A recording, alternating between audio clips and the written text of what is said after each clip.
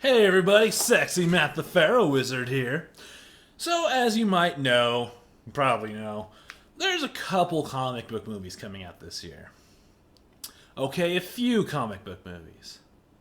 Okay, every movie is a comic book movie right now.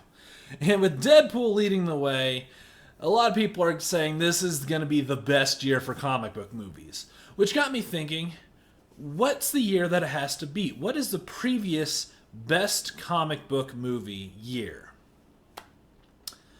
You know, I think we can all agree with this stellar lineup. 1997 was the worst year for comic book movies. It destroyed comic book movies to where nothing came out until X-Men. Now, yes, before we start hitting my comments, two things. Yes, I know Men in Black came out in 1997, and it is based on a comic. That is the exception to that year's lineup of bad comic book movies. Agreed.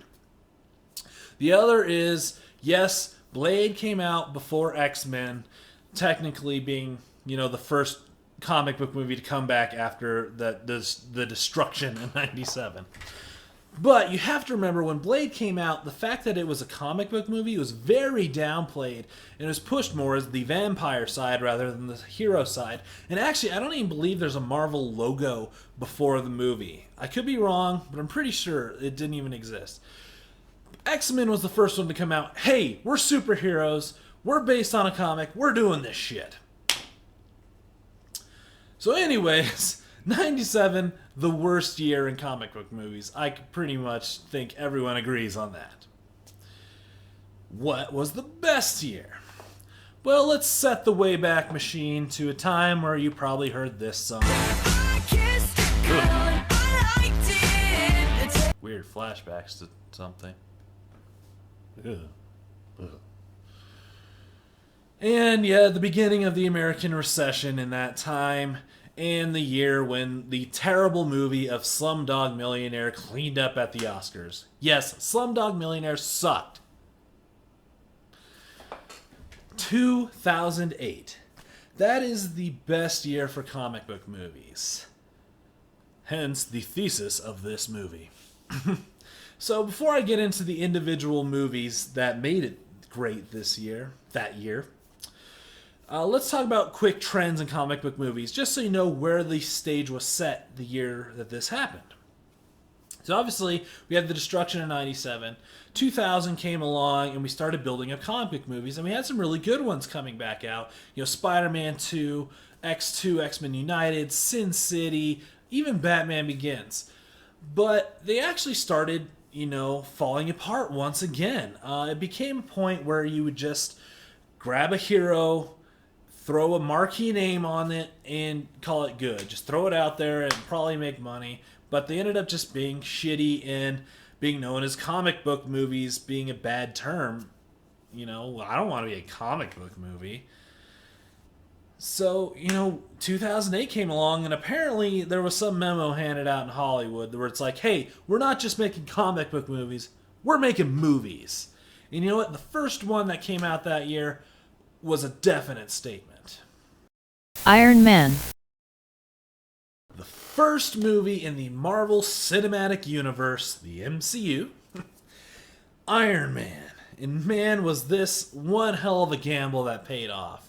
I mean, Marvel was tired of people buying their movie rights and making terrible movies out of their properties. So they're like, hey, we're going to do it ourselves. And they took a really lesser-known hero. Not a lot of people at the time knew who Iron Man was, knew a lot about him. They knew the idea of the character for the most part, but he really wasn't out in the general public that much. And they took, Robert Downey Jr., who at the time was seen more as... Look, they're making a movie. Robert Downey Jr. is shooting it out with the police. I don't see any cameras. So, they got this lesser-known hero. They have kind of a, loose cannon actor who's just coming, starting his, return to movies. And, this is what they're going to build their universe on. This is Marvel Studios' first movie. Now, me going into this, I thought it was going to suck. I'm going to straight up say that right now. I thought Iron Man was going to suck. Now, the character of Iron Man in the comics has been lame way before this came out. He had, the Demon in the Bottle series and the Iron Wars, which happened, 80s, 90s, I think mostly 80s. So he's basically just been treading water for almost 20 years at this point. He's not a very interesting character at this, in the comics at this point. And, the trailer for the first Iron Man movie kind of showed Tony being a dick and then getting thrown in a closet, and the trailer made it seem like, an hour later he pops out with this iron suit. And given the quality of comic book movies have been given at that time, that's not unreasonable to assume they went ahead and made it look like that. Obviously, I was way wrong. Iron Man was fantastic. I go see it, and I'm just coming out like, what the hell was that? Holy crap! And it's like, oh man. And it was great. I mean, man, Marvel really hit the head on, nail on the head there. Their gamble paid off, and they made this solid, great movie, which is seen as the pinnacle of the MCU, at least until Avengers, and it's still probably in most people's top 5 MCU movies, for sure. And it's probably in most people's top 10 comic book movies of all time. It was great. So Marvel was, threw their hat in the ring, they're ready to go, and they weren't resting on their laurels. The Incredible Hulk. So the next movie to come out, The Incredible Hulk, was, a quick reboot, which is kind of interesting to think, because a lot of people complained when The Amazing Spider-Man came out and saying, hey, it's too quick of a reboot. But it was 5 years between Spider-Man 3 and The Amazing Spider-Man. It was 5 years between Ang Lee's Hulk and The Incredible Hulk. It was that quick of a turnaround.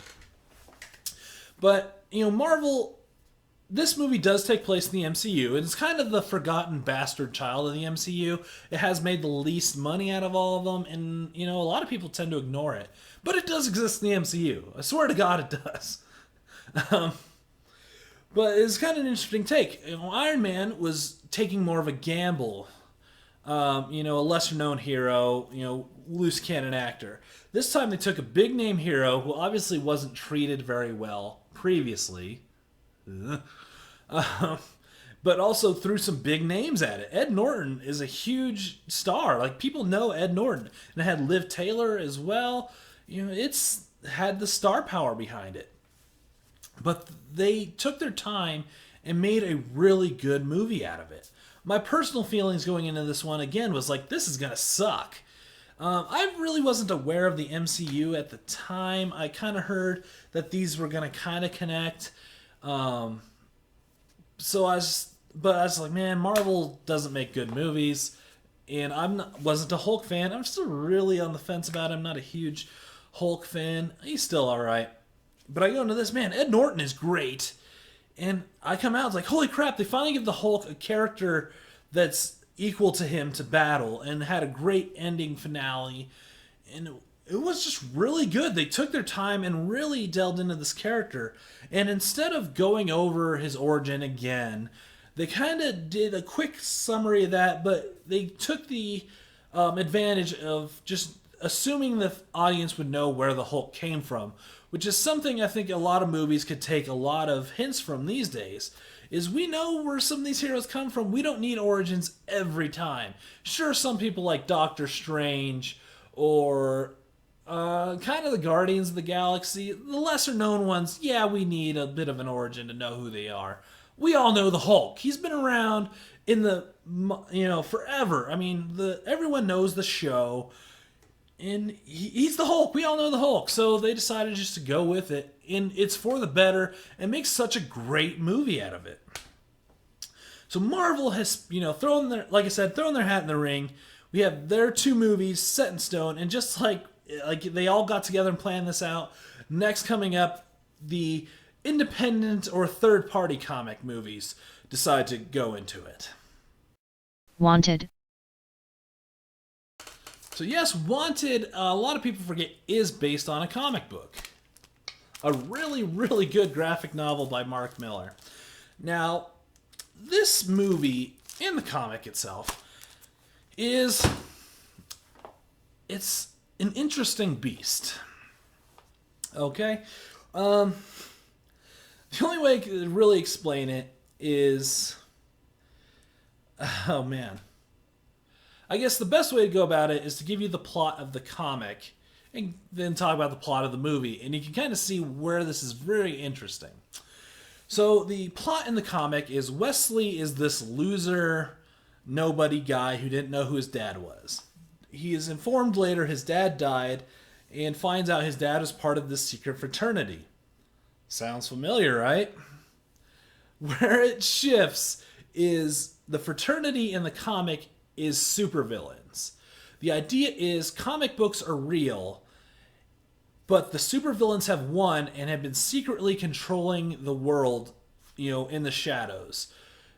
We don't know it, but the supervillains, they're doing everything. So, a little bit of a shift from the movie if you know the movie. But it's really weird is that there's moments in the movie that are almost ripped straight out of the comic. I mean, Wesley does find out he's good at shooting in the comic and in the movie. They both kind of discover this. There is no curving of bullets in the book. I don't know where that came from. Cool idea, I guess.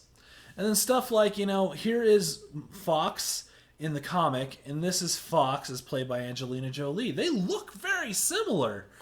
Like, that is great casting, but then they went in this completely other direction. It's really weird. But I will say, this is one of the times where they, got away from the comic, but it was still a good movie on its own. And you can take it on its own and call it a good movie. I love Wanted, both the comic and the movie. But if you compare them directly, though, they're not very good. It's not a very good adaptation, that's what I'm getting at. But it's still a good movie. Kind of like V for Vendetta. V for Vendetta, when it first came out, people bashed it for being so different from the comic. But nowadays, people can see the movie on its own is good. The comic on its own is good. Together, they're not so good. So you just kind of got to take it as two different pieces and you can enjoy it. And that's where Wanted is. It's still a great action movie. It's fantastic. I loved it. And it was, one of the highest grossing rated R comic book movies for a very, very long time. So Wanted was trying to start a franchise, and then we get a continuation of a franchise. Hellboy 2, The Golden Army.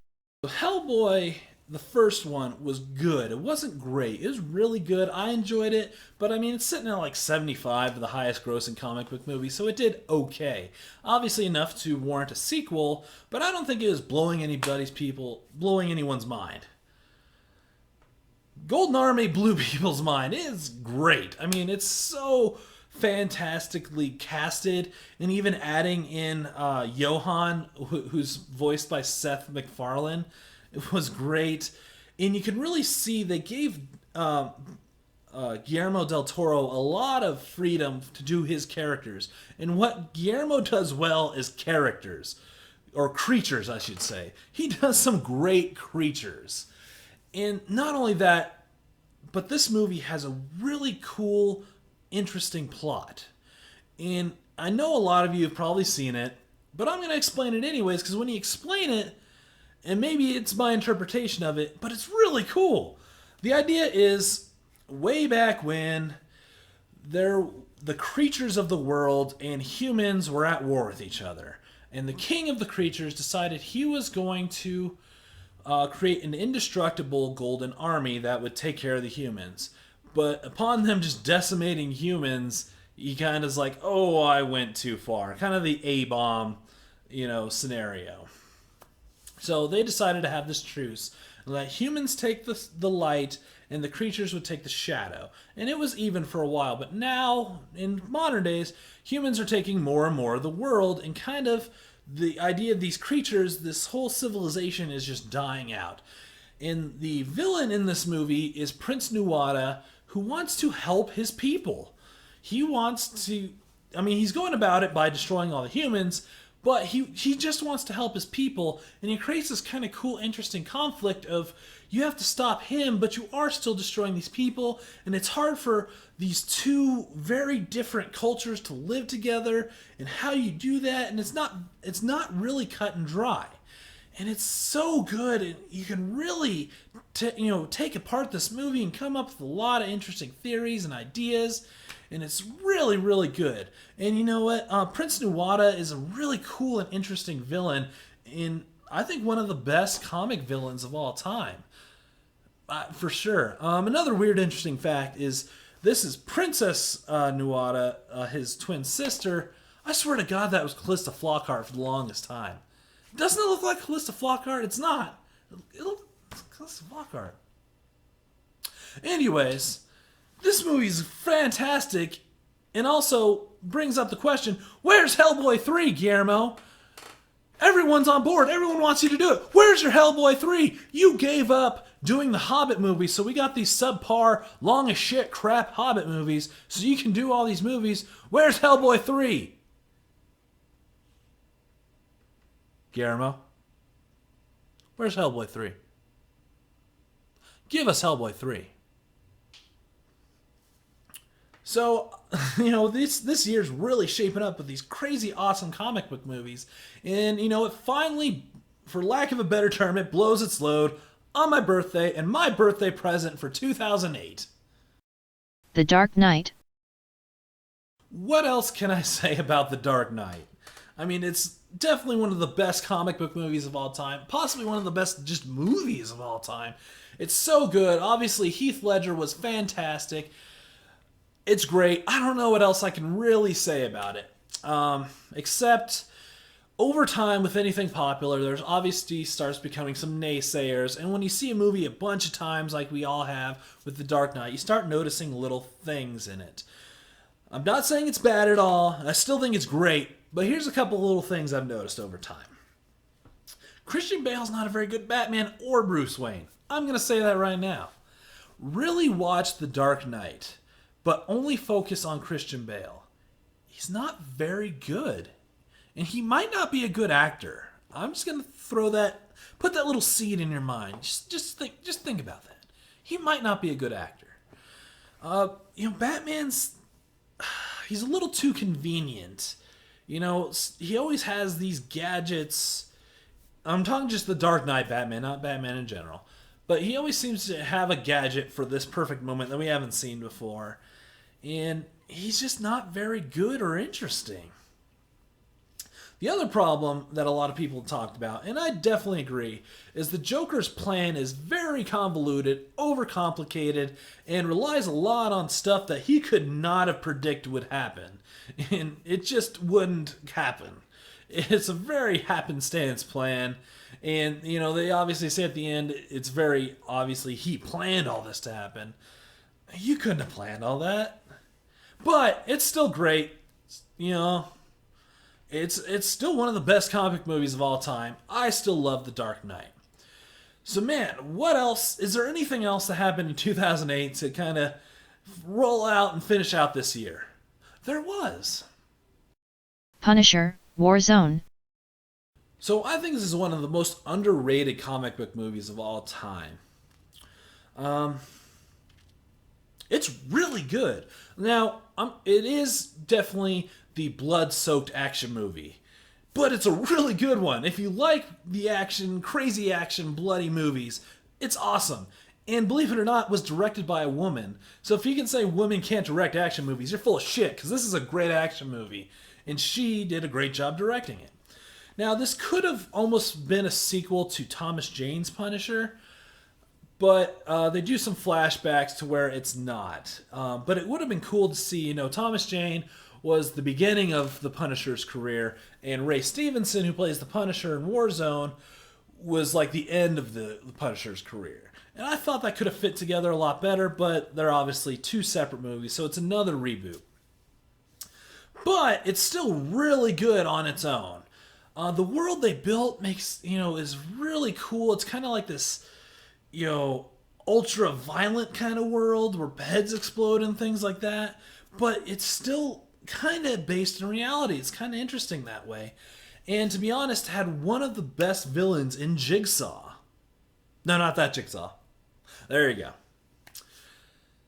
I love this villain. He is definitely over the top and goofy, but he just loves what he's doing. Not just the character, like reveling in how, I'm a bad guy, but the actor is obviously having a great time with it. I love this villain. He is definitely an underrated comic book villain. He's great. So, you know what? I love Punisher Warzone. I'm throwing it out there. If you haven't seen it, check it out. If you have seen it and just dismissed it, give it another chance. Give it another watch through and just enjoy it. Like, just soak it up. No, it's not, Shakespearean great stuff, but it's still really, really good. And you know what? That's 2008 for comic book movies, because, you know what? Nothing else came out after Punisher Warzone, so... Nothing else came out after Punisher Warzone. So, let's just wrap up this year. Let's get this over with. The Spirit. So, as Men in Black was the exception to the terrible lineup in 1997, 2008 had its own exception to its good lineup, The Spirit. Let's just get this over with. So, as I said before, Sin City was a great movie. The comic was originally written by Frank Miller. He's one of those comic writers who's made his way into the mainstream of, like, something people that don't know anything about comics spout out. Like, Frank Miller, he's a writer, right? So he must be good because I've heard of him. He's fucking crazy. He's not good. He's not. But he was given a few of the minuets in Sin City that he actually directed. So Sin City made some good money and was really good. The movie it is. So let's give Frank Miller free reign and let him direct his own movie. Oh, who made that decision? Because, this is bad. And this movie really just shows off how crazy Frank Miller is. He's fucking crazy. Like, it really shows, like, if he could have sex with the city... Like, not like the people in this, like the actual city. If he could do that, if he could figure out a way to do it, he totally would. Why, Frank Miller? And it's got some weird moments. I'm not going to go over it. I'm just going to talk about these weird moments that freak me out. Like, why is ScarJo a Nazi? My boner can't handle that. Like, it's ScarJo. She's a Nazi. It's ScarJo. Fucking Nazi. Why is Scarlett Johansson a Nazi? Why? And then, Samuel L. Jackson's in it, and he's just doing egg puns like he's Mr. Freeze, but Mr. Freeze that got stuck in the dairy section at a supermarket, and he can just only think of eggs? Why is Samuel L. Jackson making egg puns? Why is this movie? Why movie? Broken brain. Movie bad. I can't even... I hope I didn't brain my damage. Of course, so that year ended on a sour note, but 2008 was a great great year for comic book movies. I mean, look at that lineup. Look at that lineup. It's such a great year for comic book movies. So even counting Punisher Warzone, which didn't do too good, and The Spirit, they still made $1.2 billion. Comic book movies made $1.2 billion in 2008. I mean, averaged out to $175 million per comic book movie that year. That's insane money. And these were good just movies. Like, not just comic book movies. These were good movies. And they were, nominated for awards. This was a great year for comic book movies. Could this year beat it? Deadpool obviously is a step in the right direction, and only time is going to tell how everything else will pan out. But with the lineup coming up this year, it could possibly, and I might do another version of this movie, comparing it and see if it did actually beat 2008. But I'm just going to say it, put my stamp down, 2008 is the best year for comic book movies. What year is your favorite year for comic book movies? And until next time, I'm Sexy Matt the Pharaoh Wizard. Hold on to your hold slots.